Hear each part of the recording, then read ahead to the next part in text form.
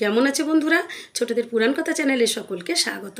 বন্ধুরা, আজকে আমি বলবো হস্তিনাপুরের রাজা শান্তনু এবং তার স্ত্রী গঙ্গা দেবীর পুত্র দেবব্রতের নাম ভীষ্ম হলো কেন। রাজা শান্তনু তো গঙ্গার তীরে সত্যবতীকে কথা দিয়ে এসেছিলেন তাকে বিবাহ করবেন।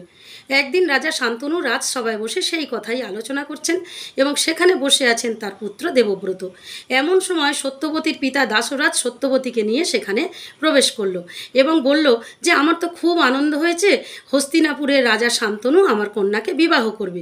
এ কথা শুনে শান্তনু বললেন, আমি তো কথা দিয়েছি বিবাহ আমি করব, আপনি বিবাহের আয়োজন করুন। তখন দাসরাজ বলল, কিন্তু আপনার পুত্র দেবব্রত বর্তমান থাকায় আমার কন্যা সত্যবতীর পুত্ররা তো রাজা হতে পারবে না। রাজা শান্তনু বলল, না, হতে তো পারবে না। নিয়ম অনুসারে আমার পুত্র দেবব্রতই সিংহাসনের অধিকারী হবে এবং সব থেকে বড় কথা, সে সর্বগুণান্বিত, সে পৃথিবীখ্যাত। এ কথা শুনে দাসরাজ জানালো, তাহলে আমার কন্যার সঙ্গে আমি আপনার বিবাহ দেব না। এই বলে দাসরাজ তার কন্যা সত্যবতীর হাত ধরে ফিরে যাচ্ছেন। তখন দেবব্রত উঠে দাঁড়িয়ে বলল, পিতা, আপনি মাতা সত্যবতীকে কথা দিয়েছেন তাকে বিবাহ করবেন, আপনি সত্যভঙ্গ করতে পারেন না। আমি উপযুক্ত পুত্র বর্তমানে, আপনি সত্যভঙ্গ করবেন তা আমি মেনে নিতে পারবো না। আমি সবার সামনে কথা দিচ্ছি, আমি কোনোদিন সিংহাসনের দাবিদার হব না, আমি কোনোদিন রাজা হব না।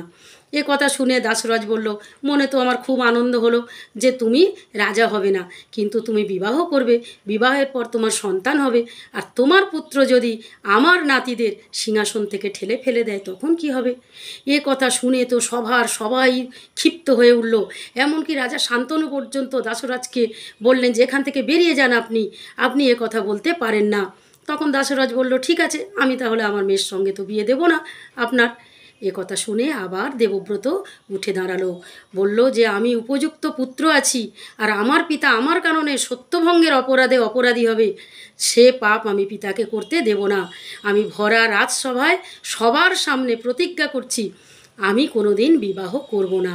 পৃথিবীর সমস্ত রমণীরা আমার জননী এবং ভগিনী রূপে পরিচিত হবে। দেবব্রতের এই ভীষণ প্রতিজ্ঞায় শান্তনু রাজা কপালে করাঘাত করতে লাগলো। রাজসভার লোকেরা হায় হায় করতে লাগলো যে দেবব্রতের মতো এইরকম একটি রাজকুমার থাকতে সে রাজা হতে পারবে না। সবাই কাঁদতে লাগলো, আর স্বর্গ থেকে দেবতারা ধন্য ধন্য করে উঠল দেবব্রতকে, তার উপর পুষ্পবৃষ্টি করতে লাগলো এবং স্বর্গ থেকে ঘোষিত হলো যে দেবব্রত যে ভীষণ প্রতিজ্ঞা করলো তার জন্য তার নাম দেয়া হলো ভীষ্ম। বন্ধুরা, আজকের এই পর্যন্ত। পরের দিন আসবো সম্পূর্ণ নতুন একটি কাহিনী নিয়ে। আমার এই কাহিনী কেমন লাগলো লাইক কমেন্টস করে জানিও, এবং যারা এখনও আমার চ্যানেলটিকে সাবস্ক্রাইব করোনি তারা আমার চ্যানেলটি সাবস্ক্রাইব করে দিও।